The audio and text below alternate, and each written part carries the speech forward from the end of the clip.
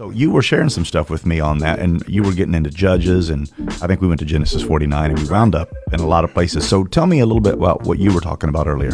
Well, one of the things that I have a great concern about with the younger generation is the will of God.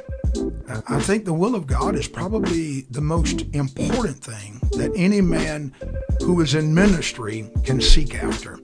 I quoted this verse to you earlier in Ephesians chapter 1, that God does all things. He works all things after the counsel of his own will.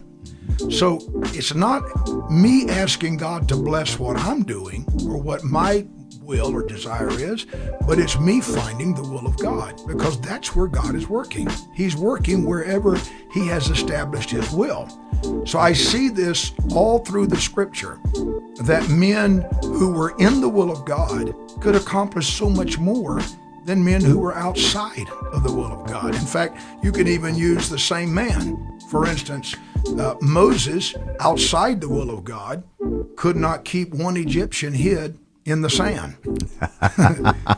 While in the will of God, he could bury the whole Egyptian army in the Red Sea. Well, see, that's it, right? Look at this. There's your your comparison. Yeah. You know, you could use David. David, in the will of God, single-handedly could take down Goliath.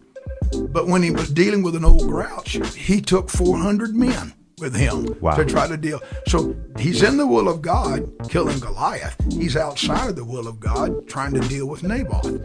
So it was a losing battle. Yeah. And it's always a losing battle whenever you have got to somehow gather your own forces to get the job done.